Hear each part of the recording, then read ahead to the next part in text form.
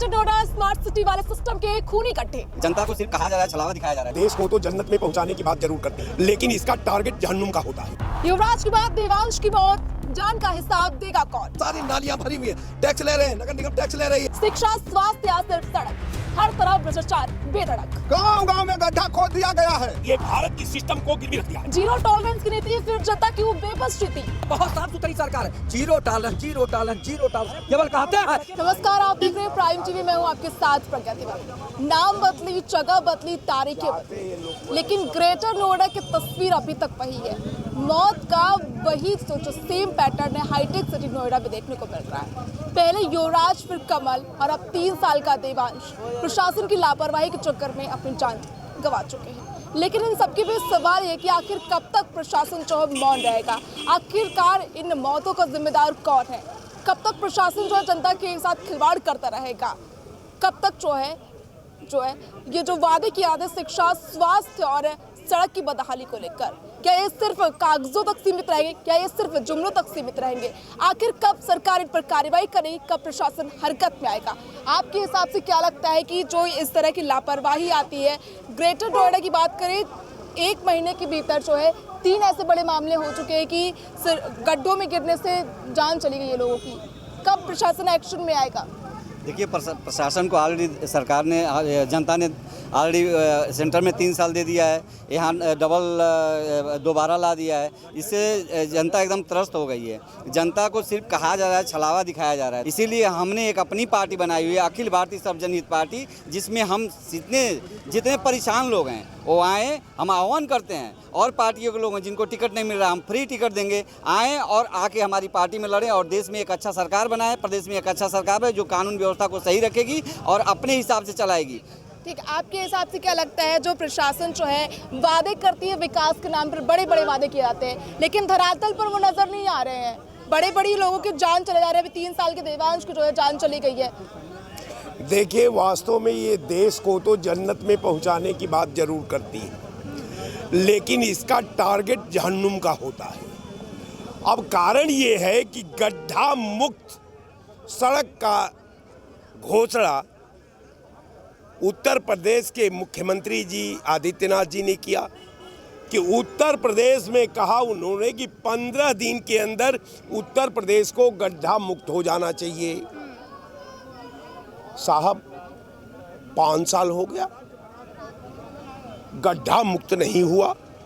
Shining India ये जो 6 लेन है, 4 लेन है, 8 लेन में ले रही है, कह रही है कि साहब हमने तो सड़कों का जाल बिछा दिया, भारत के भूखंड का गिरवी रखा, विदेशी कंपनियों से आपने पैसा खर्च कराया, विदेशी कंपनियों को आपने टोल दे दिया और इसके बाद आप कहते हैं कि साहब हमने ये जितने विकास किए हैं, जितने ही हिंदुस्तान की 4 लेन और 6 लेन सड़क है, ये तो भारतीय जनता पार्टी ने बनवाया है। भारतीय जनता पार्टी ने ये नहीं बताया कि केंद्र सरकार और उत्तर प्रदेश सरकार का उस पूरे सड़क के कार्य योजना की लागत में इनका परसेंटेज क्या है, ये तो बताया नहीं। आपको हैरत होगा कि 17 से 22% भारत सरकार और उत्तर प्रदेश सरकार को मिला करके उसमें पैसा शेयर होता है। अब आप समझिए कि अगर 22% पर जब 78% जिन कंपनियों ने खर्च किया तो सड़क आपकी कैसी?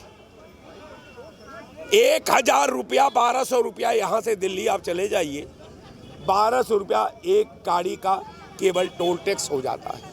यहां से आप बलिया चले जाइए, हजारों रुपया आपको टोल टैक्स देना पड़ता है। अब आप सोच सकती हैं कि विदेशी कंपनियों के हाथ में ये भारत की सिस्टम को गिरवी रख दिया है। पूरी उनको कंपनियों को खुली छूट का लाइसेंस जारी कर दिया है। कंपनियां जो चाहती है वो टोल टैक्स के माध्यम से जनता से ले रही है।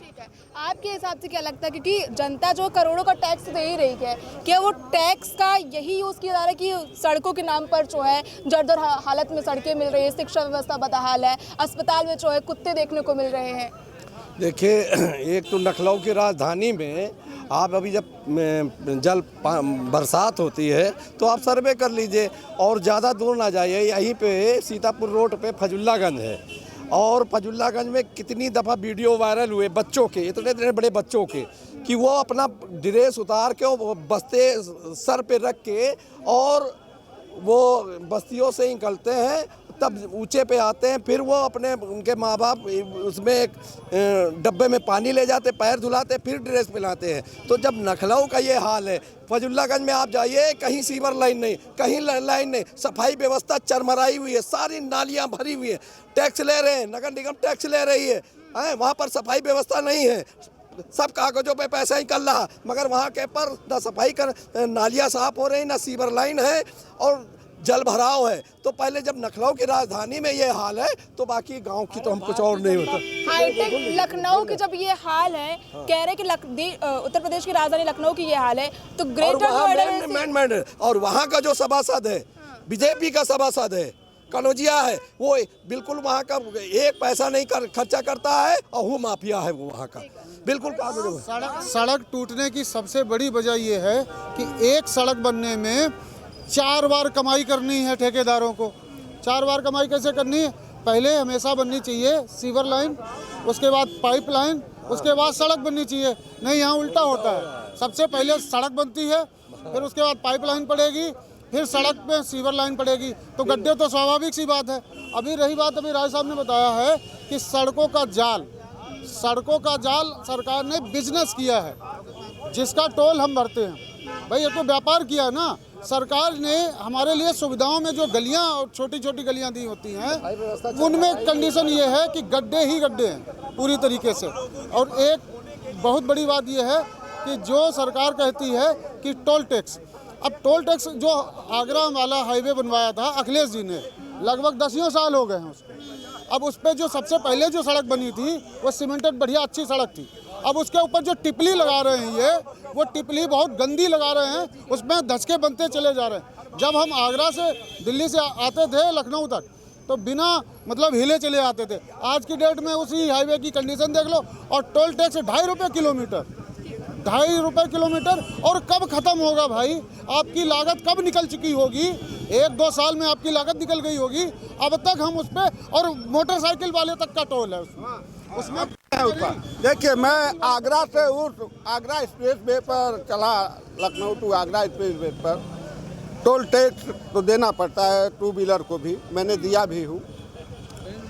मगर आप रोड के विषय में ही बात की है, तो माननीय अखिलेश जी ने जो एक्सप्रेस वे निकाले, जिस गुणवत्ता के साथ उन्होंने एक्सप्रेस वे को तैयार किया 2 साल के अंदर, उनका नकल मार के इन्होंने पूर्वांचल एक्सप्रेस वे बनवाया, मगर वो भी समाजवादियों का देता, मगर उसमें इतना घटिया सामग्री लगाए हैं कि आप जाएंगे तो जैसे गड्ढे में उछलेंगे, जैसे कि गांव देहात का खड़ंजा लगता है, पत्थर का आदिवासियों क्षेत्र में आप जाएंगे, गांव में गड्ढा खोद दिया गया है, एक बूंद पानी नहीं आ रहा है।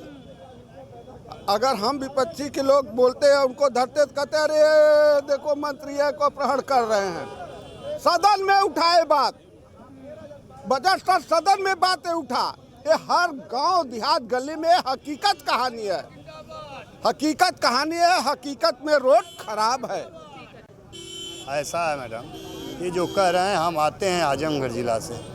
आजमगढ़ जिला की स्थिति ये है कि 10 की 10 सीट जो है सपा समाजवादी पार्टी की है, लोकसभा की दोनों सीटें जो है कि समाजवादी पार्टी की है।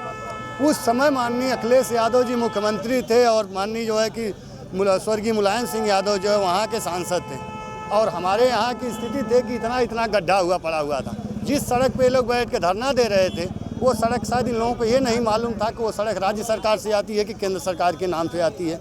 इनके मंत्री, इनके विधायक लोग जो है बैठ कर धरना देने लगे। बिजली की स्थिति देख लिए, ये लोग कितना सही बोलते हैं। सिर्फ एक काम इन लोगों के अंदर पड़ा हुआ है कि जो है कि जल्द से जल्द हमारी सरकार आ जाए, हम दूसरे की ज़मीन हथिया लें, क्योंकि ज़मीन हथियाने। आपके हिसाब से क्या लगता है, दावे किए जाते हैं विकसित भारत के, विकसित उत्तर प्रदेश के, ये ज़मीनी हकीकत तो नहीं दिख रही है? क्योंकि नोएडा में 1 महीने के भीतर में इतने बड़े हादसे हो रहे हैं कि नाले में लोगों को जाने से लोगों की जान चली जा रही है। चाहे नोएडा की घटना हो, चाहे वहाँ की घटना हो, चाहे लखनऊ देख लीजिए, मेट्रो सिटी है, आप देख लीजिए कैमरा घुमा के, मेट्रो सिटी है लखनऊ, और आज तक मेट्रो सिटी नहीं बन पाई है, स्मार्ट सिटी बन नहीं पाई। और ये देखिए इनका जीता जागता उदाहरण, पूरे प्रदेश में सड़कें खोद दी गई हैं, पानी आम जनता के घर तक पहुंच नहीं पा रहा, और नल जो है लीकेज हो रहे हैं, इनका पाइप लीकेज होता है, और जो है इनका जो टंकी बनी है वो भी लीकेज है, ध्वस्त भी हो रही है। और ये बहुत साफ सुथरी सरकार है, zero tolerance, zero tolerance, zero tolerance केवल कहते हैं भारतीय जनता पार्टी के नेता और माननीय मुख्यमंत्री जी। देश और प्रदेश की दशा बहुत खराब है। माननीय योगी आदित्यनाथ जी 11-12 साल से देश के प्रधानमंत्री हैं और अमृत काल चल रहा है, जल जीवन मिशन चलाए हुए हैं, लेकिन आम जनता के घरों तक आज तक स्वच्छ पानी नहीं मिल पा रहा है, आम जनता को स्वच्छ जल नहीं दे पा रहे हैं, और बनते हैं राम राज्य की सरकार है, अमृतकाल योजना की सरकार चल रही है। मैडम गांव में जाइए, लोग गरीबी, बेबसी, लाचारी में जी रहे हैं। दफ्तर भ्रष्टाचार कौन है इसका जिम्मेदार?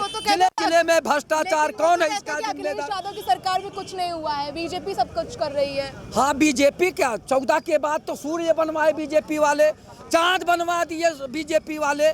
आप बताइए, ये सब काम, पेड़ पौधे ये 2014 से इधर लगाए हैं ये सब।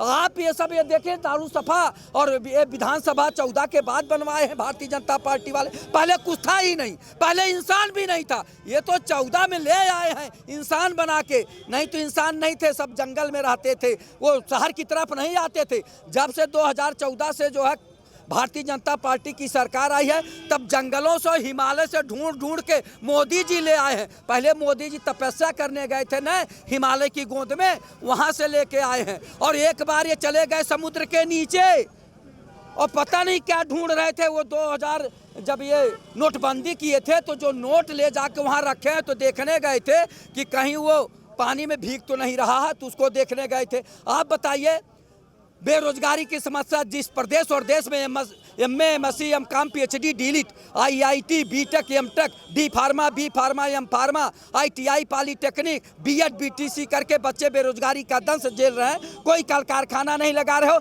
न विश्व लेवल का विश्वविद्यालय बना रहे हो, न विश्व लेवल का मेडिकल कॉलेज बना रहे हो, न इन लोगों को नौकरी दे रहे हो। तो आप केवल हिंदू मुसलमान मंदिर मस्जिद करके केवल वोट लेना चाहते हो। ये लोग सत्ता भक्त हैं, कुर्सी भक्त हैं, ये लोग देशभक्त नहीं। देशभक्त हम लोग हैं। हम लोग किसानों की आवाज़, नौजवानों की आवाज़, बेरोजगारों की आवाज़, भ्रष्टाचार मिटाने की आवाज़ उठाते रहते हैं। देखिए, प्रशासन जो है लगातार ये कहता है कि जांच की जा रही है, कार्रवाई की जा रही है। आखिर प्रशासन, देखिए एक चीज़ हम आपको बता दें, यही समाजवादी पार्टी की सरकार जब थी तो कन्नौज में या तो लाइट आवत रहा, या तो फिर बदायूं में लाइट आवत रहा, या तो फिर इटावा, मैनपुरी और जो है आजमगढ़ में आती थी। रह गया कहने का सवाल, आज गाँवों में 18 घंटा तक जो है लाइट मिल रही है। अगर कोई कमा बेसी होती है तो सरकार की ही सब जिम्मेदारी नहीं होती है। उसके लिए महोबा में जो पानी की टंकी है, जो उससे लीकेज हो रहा है, वो भी तो सरकार की कमी है ना। सरकार की कमी है तो उसको जो है लिख के देना चाहिए, और लिख के देने के बावजूद में विदेशी टेक्निक यूज किया गया है उस टंकी में, तब भी ये हालात है। अगर झरना देखने को नहीं मिला तो महोबा पहुंच जाइए। एक चीज़ हमको बताइए, 75 ज़िले हैं, 75 ज़िले में कौन से काम जो है सही ढूंढेंगे? यही समाजवादी पार्टी जब सरकार हुआ करती थी तो सड़क में गड्ढा था, गड्ढा में सड़क था, यही नहीं पता समझ में आया। बाकी जैसे योगी महाराज मुख्यमंत्री 2017 में बने, उन्होंने 15 दिन का टाइम दिया, और 15 दिन में हम अंत ही नहीं कह सकते। मेरे यहाँ 9 किलोमीटर सड़क जो है एक एप्लीकेशन पर गड्ढा मुक्त हो गई थी, जो 500 के साल में भी हो गई है। और दूसरी चीज़, एक चीज़ हम आपको, बारिश आते ही तो तस्वीरें विपरीत देखने को मिलती है ना। एक चीज़ हम आपको बता दें, जब सरकार तानाशाही करती है तो विपक्ष लगा के रोड से सदन तक जो है विरोध करता है। कानून के विपरीत, संविधान के खिलाफ अगर कार्य होता है तो कोर्ट के शरणों में जानते हैं। यही समाजवादी पार्टी के और कांग्रेस वाले, 5 सीटें कांग्रेस की थी, 37 सीटें समाजवादी की हुई, और 1 सीट कांग्रेस की थी, 6 सीटें कांग्रेस की हुई। ये लाल कापी दिखाकर आरक्षण संविधान के नाम पर इतनी सीटें लेके आए क्यों नहीं अखिलेश यादव जी राहुल गांधी रोड पे उतर रहे? राहुल गांधी अखिलेश यादव खुद ही CBI से बच रहे हैं और कहते हैं मुसलमानों से कि भाजपा तुम्हारी दुश्मन, तुमने हमको क्या दिया है। आने वाले समय में जो है ये जो समस्याएं हैं इस पूरी तरीके से समाधान होंगी और समाजवादी पार्टी 27 में 27 सीटें नहीं पाएगी। 20% मुसलमान अब न दरी बिछाएगा, न 7% यादव राज करेगा। अब मुसलमान हिस्सेदारी की बात करते हुए जो सीधे असरुद्दीन ओवैसी के साथ जा रहा है। लेकिन सरकार तो उसकी आनी चाहिए शिक्षा, स्वास्थ्य, रोजगार की बात करे। हाँ, तो यही आप देख लीजिए, समाजवादी पार्टी परिवारवाद, जातिवाद, भ्रष्टाचार सब समाजवादी से ही चालू हुआ। मुलायम सिंह जी के ही परिवार, अखिलेश जी के ही परिवार के 5 MP हुए, 6वां कोई यादव लोकसभा गया हो तो आप हमको बताइए। अब और रह गया है यादव सब जा रहा है भाजपा में और मुसलमान से कहेंगे कि तुम्हारी भाजपा दुश्मन है। ऐसा कुछ नहीं है। भारतीय जनता पार्टी ने कहा सबका साथ, सबका विकास, सबका विश्वास, सबका प्रयास, हर हर मोदी, घर घर मोदी। एक एक बच्चा जो है प्रदेश का और देश का मोदी का नाम लेके और मोदी की जिम्मेदारी अपनी थाम के जो है चुनाव लड़ रहा है। और हम आपको एक चीज़ बता दें, 1,40,000 हमने खुद आवाज़ पाया, जिसमें कोई चवन्नी नहीं पड़ी। 1 लाख शौचालय हमें मिला, 12,500 हमारे भाई को मिला। भाई को हमारे जो है 53,000 रुपये बिल माफ़ हुआ, 80,000 था और 27,000 जमा हुआ।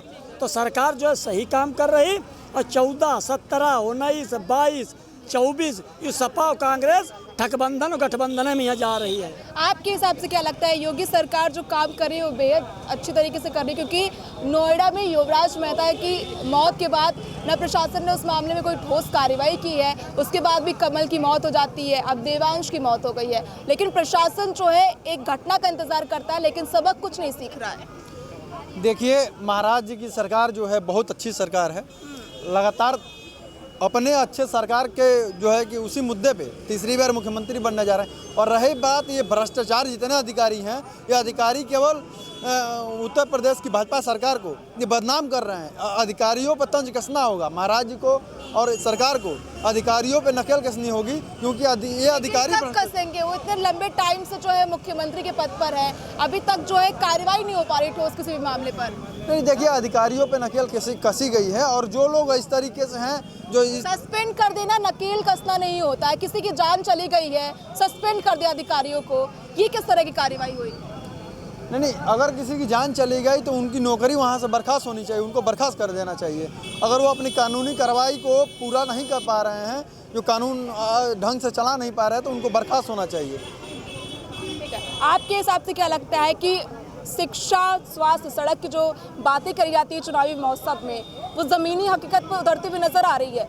देखिए, स्वास्थ्य, शिक्षा, सुरक्षा, रोजगार, अगर इन सब की बात की जाए तो सिर्फ बहुजन समाज पार्टी से अच्छी कोई सरकार ना दे पाई है, इतिहास है, ना दे पाई है और ना कोई काम कर पाई है।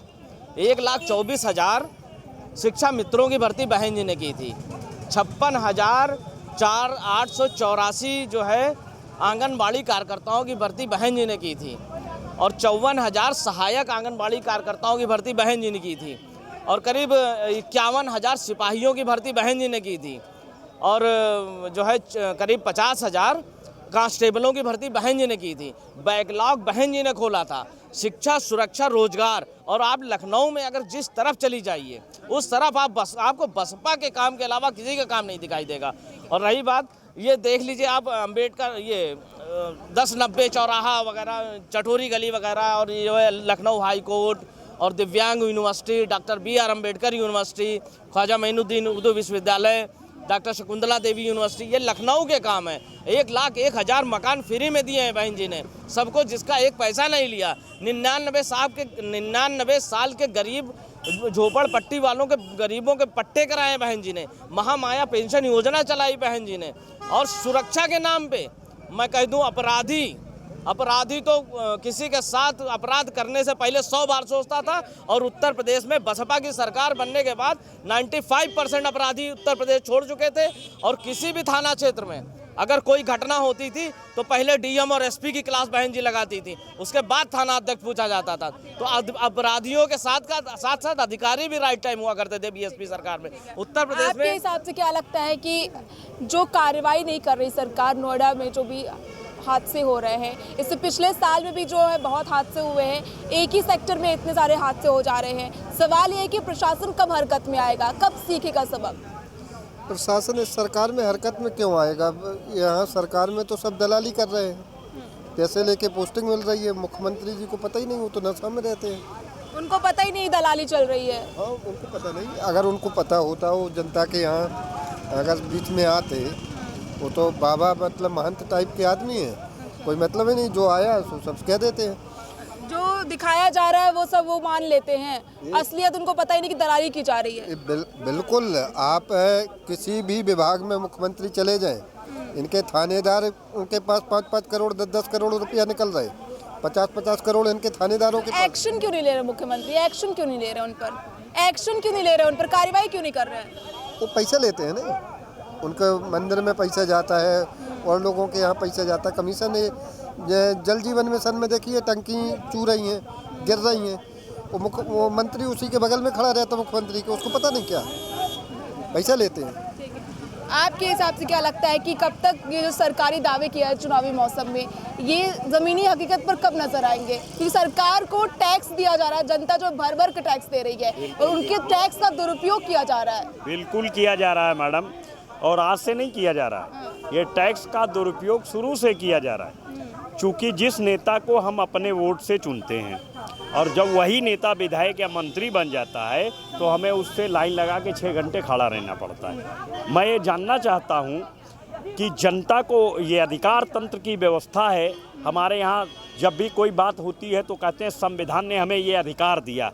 क्यों इस संविधान ने कर्तव्य और दायित्व तो नहीं निर्धारित किए कि डीएम साहब के यहाँ कंप्लेंट जाएगी तो डीएम साहब की जवाबदेही है कि वह पूरी जांच पड़ताल। डीएम साहब क्या करते हैं, एसडीएम को भेज देते हैं, शिकायत हम लेखपाल के खिलाफ करते हैं, एसडीएम तहसीलदार को दे देते हैं, तहसीलदार नायब तहसीलदार को पकड़ाता है, फिर वही लेखपाल शिकायत पर रिपोर्ट लगाता है जिसके विरुद्ध हमने शिकायत किया है।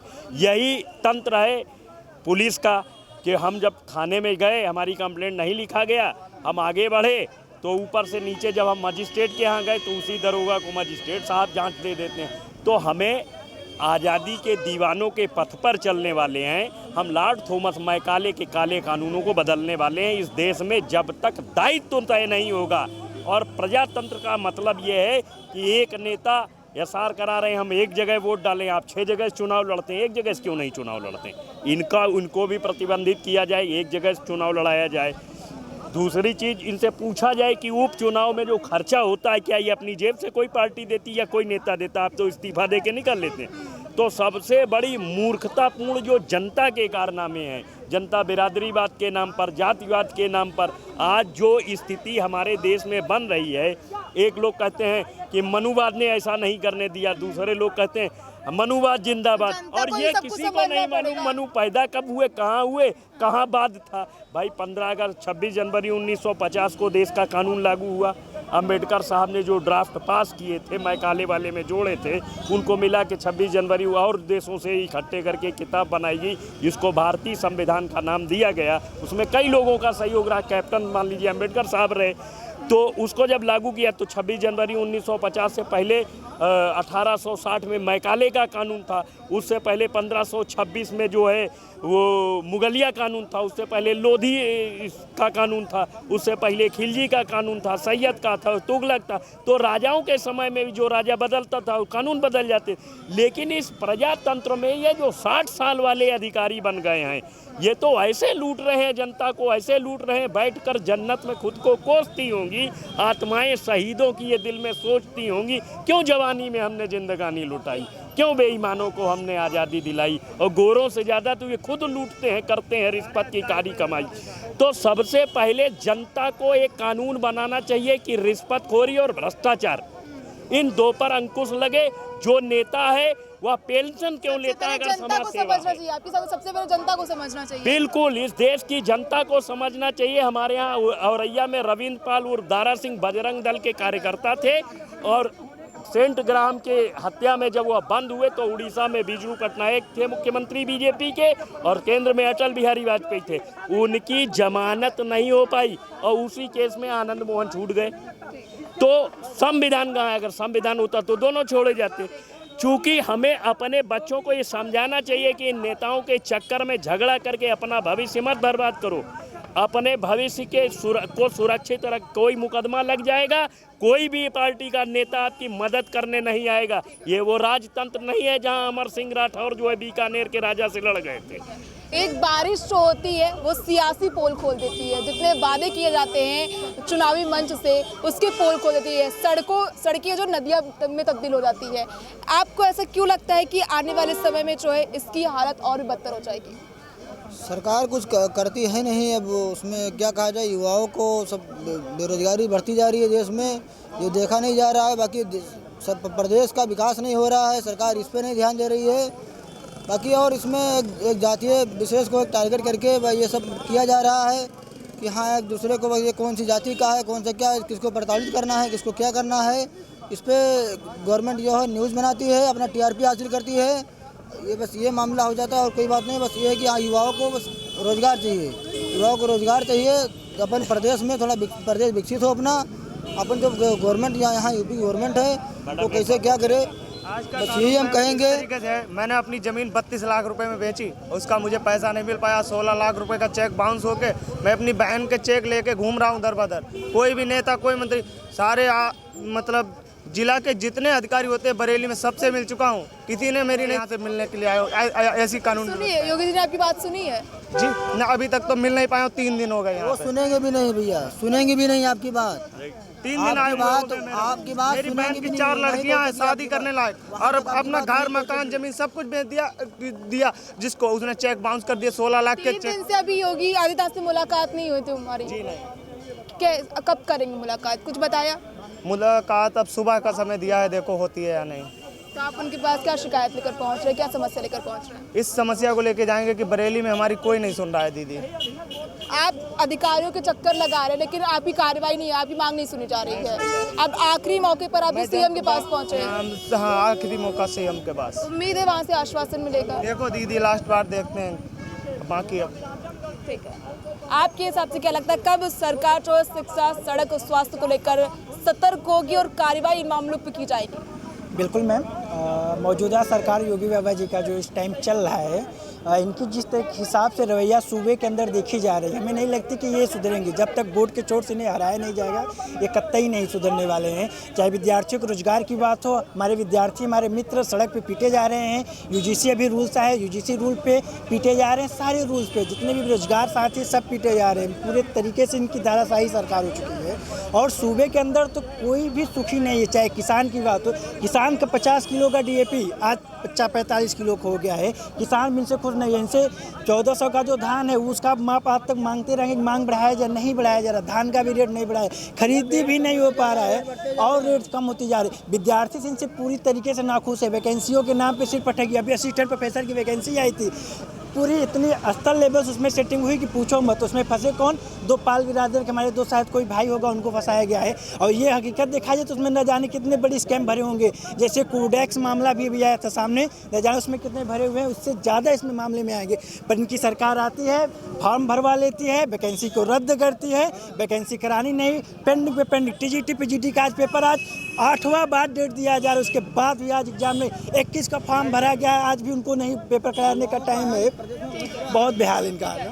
आपके हिसाब से क्या लगता है जो नोएडा में देवांश की मौत हुई है, 3 साल का बच्चा है जो तालाब में गिर गया है, उस पर कोई कार्रवाई नहीं की जा रही है? बताया जा रहा है कि सरकारी ज़मीन नहीं है इसलिए उस पर कोई कार्रवाई नहीं की जाएगी। ये देखिए, जो प्रदेश की जो वर्तमान सरकार है ये तो उसके लिए सोचना चाहिए कि आज देश के अंदर जो आज हाहाकार मचा हुआ है, चारों तरफ अराजकता का माहौल पैदा हुआ है।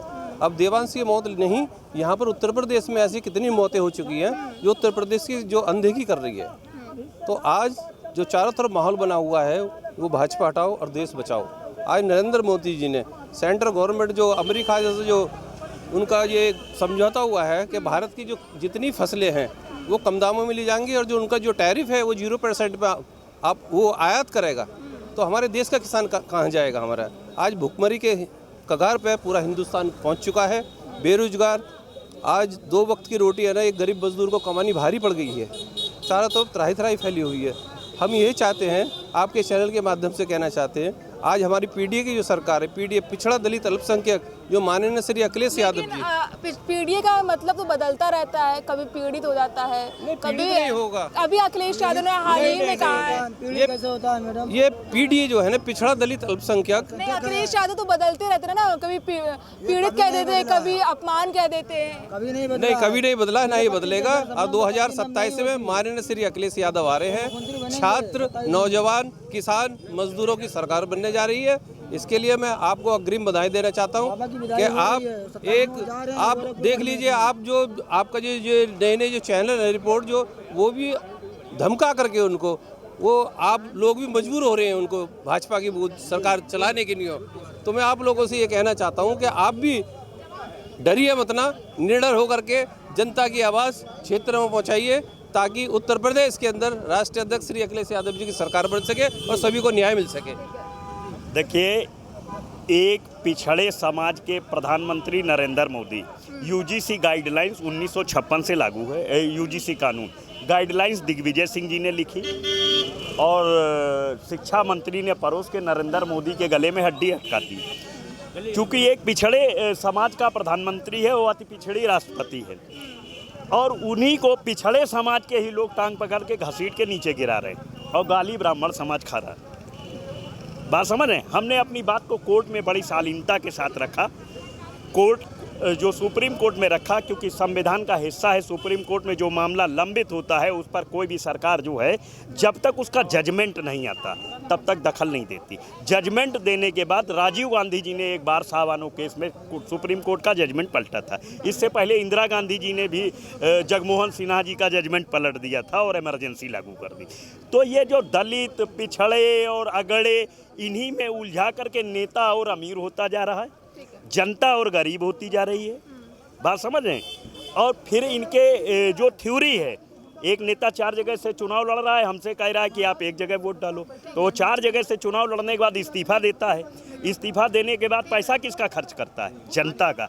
सुन लीजिए 1 सेकेंड, अब आप जब बात किया है ना आपने, तो अगर राजनीति समाज सेवा है तो नेता, सारे नेता अपनी पेंशन और तनख्वाह छोड़ें, और अगर राजनीति नौकरी है तो उसकी परीक्षा कराई जाए। हमारा एक बच्चा चाहे जिस वर्ग का हो, जब उसकी नौकरी पर आती है तो 16 जगह वेरिफिकेशन होती है। हम जेल से वोट नहीं डाल सकते, लेकिन जेल से चुनाव क्यों लड़ लेते हैं? आपके हिसाब से क्या लगता है कि जो चुनावी वादे किए जाते हैं, ये हकीकत में कब तक तब्दील होंगे?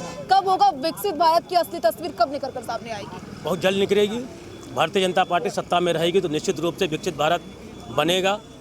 और जो बात कह रहे हैं, अभी एक भैया कह रहे थे समाजवादी पार्टी डरती नहीं है, डरी हुई नहीं है।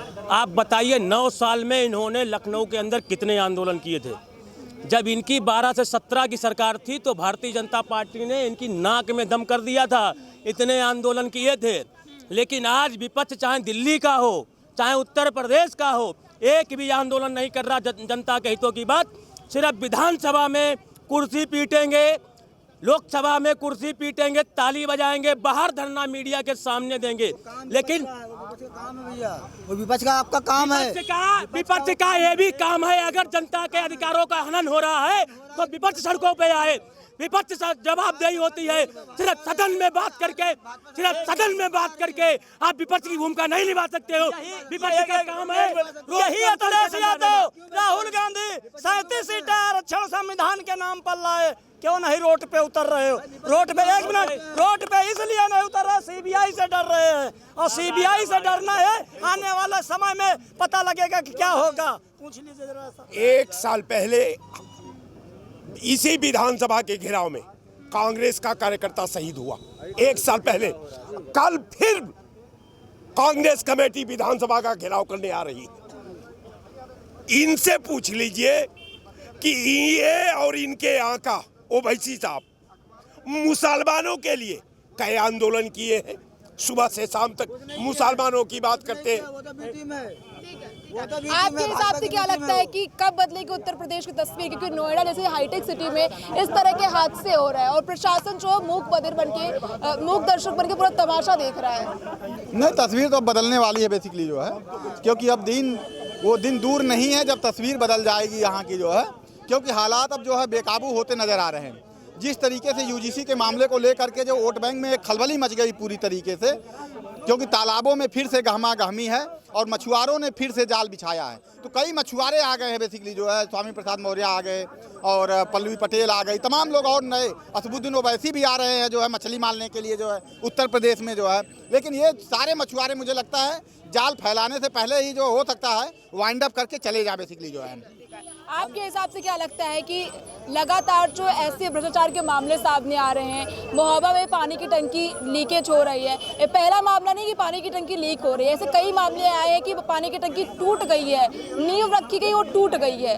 तो ये भ्रष्टाचार कब थमेगा, कब योगी सरकार एक्शन में आएगी? जनवरी, फरवरी, मार्च, अप्रैल, मई, 5 लगातार टंकियाँ लगातार फूटी हैं। इनके पाप का घड़े नहीं, इनके पाप की टंकियाँ भर चुकी हैं और अब ये 6ठी टंकी है। ये इनका बिल्कुल आपने सही कहा, अपने प्रश्न में ये बात बिल्कुल सही कही है। इनके पाप के घड़े नहीं, इनकी पाप की टंकियाँ फट रही हैं। ये इतने बड़े भ्रष्टाचारी हैं, इतने बड़े भ्रष्टाचारी हैं, इन्होंने देश को देश की जनता के साथ जो खिलाड़ किया, देश की जो संस्थाओं को जिस तरीके से नस्तो नाबूद किया, जिस तरीके से देश को तबाह बर्बाद करने की इन्होंने एक ठान ली है। इन लोगों ने जिस तरीके से ये मन बना लिया है। अब इनका जो बजट आया नया, वो बता देता हूँ मैं बजट क्या है। इनका बजट है शिक्षा, रोजगार, स्वास्थ्य, नौकरियाँ, महंगाई, सुरक्षा पे नहीं। इनका बजट है कुछ करोड़ जो है हिंदू मुस्लिम कराने में, कुछ करोड़ जो है राहुल गांधी की बुराई करने में, कुछ जो है नफरत फैलाने में, कुछ करोड़ जो है स्वर्ण समाज को दलित और ओबीसी से लड़ाने के लिए। ये करोड़ों के जो बजट है ना इनके 9.12 हजार लाख करोड़, जो ये बजट है ना, ये सिर्फ नफरत फैलाने के लिए, बांटने के लिए। एक मिनट रुकिए आप, इनका जो बजट है सिर्फ नफरत फैलाने के लिए है, ये समझ लीजिए। और भ्रष्टाचार जिसकी आप मिसालें देख चुके हैं, जिस तरीके से टंकियों का लगातार गिरना, सड़कों पे गड्ढे होना, पुलों का गिरना, ये टोटली, चाहे केंद्र सरकार हो चाहे स्टेट की सरकार हो, ये लोग पूरी तरीके से भ्रष्टाचार में लिप्त है। वो कह रहे हैं कि जो हो रहा है, जो बजट पेश किया गया उत्तर प्रदेश सरकार की ओर से, ये भी जो है बांटने के आधार पर किया गया, जातिवाद, धर्मों के नाम पर जो है बांटा गया लोगों को बजट में। बिल्कुल सही है।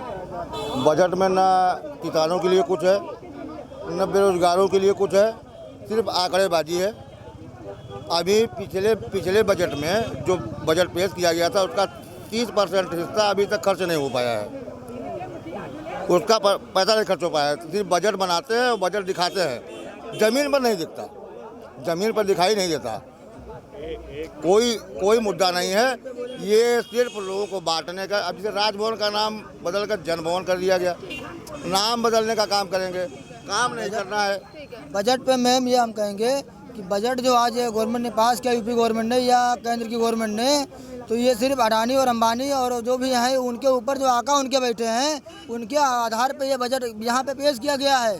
यहाँ ना नौजवानों को कुछ दिया गया है, न किसानों को कुछ दिया गया है। अभी वहाँ गाजियाबाद में अभी किसानों को डंपिंग के नाम पे इतना मारा गया है। थाना इनायत नगर में अभी कल एक सुहेल नाम के लड़के को एक जाति विशेष के नाम पे उसको गिरफ्तार किया गया और पुलिस के द्वारा टार्चर किया गया वहाँ पे, और उसको यहाँ तक इतना मारा गया कि बेचारा आईसीयू में एडमिट है। आज वो आईसीयू में एडमिट है एक जाति विशेष के नाम पे, उसको वहाँ से उठाया गया और वहाँ एडमिट है। सुनिए, पहले बात सुन लीजिए पूरी। आप इतना बताइए कितना बजट जो आवंटित किया गया इसमें सरकार की ओर से? सरकार से 9 पॉइंट कुछ आवंटित हुआ है, 9 लाख 12 करोड़ ऐसे कुछ आवंटित हुआ है।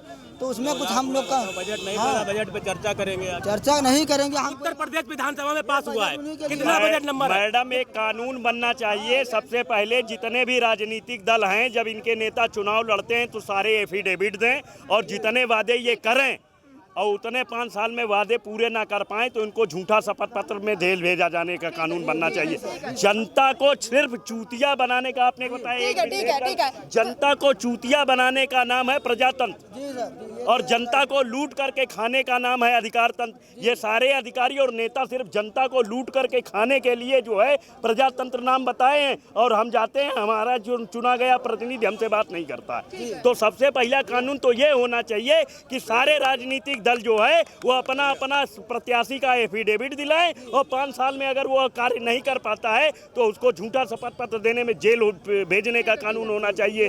दूसरा कानून ये होना चाहिए कि 5 साल तक आप गठबंधन जब हमें किराएदार रखते हैं तो उसका एग्रीमेंट साल भर का करा, गठबंधन जो लोग कराएं तो उनका एग्रीमेंट साइन होना चाहिए 5 साल से पहले। अगर सरकार गिरती है तो उसका खर्चा उन गठबंधन वालों से लेना चाहिए। जनता के टैक्स के पैसे आप क्यों खर्च करते हैं? तो देखिए, सवाल युवराज, कमल और देवांश का नहीं, सवाल सिस्टम पर है कि आखिरकार ऐसे हादसों पर कब सिस्टम जो है सबक सीखेगा, आखिरकार कब प्रशासन जो है ऐसे हादसों पर कार्रवाई करेगा और इन हादसों की जिम्मेदारी कौन लेगा। कैमरा पर्सन फैसल के साथ मैं प्रज्ञा तिवारी, प्राइम टीवी, लखनऊ।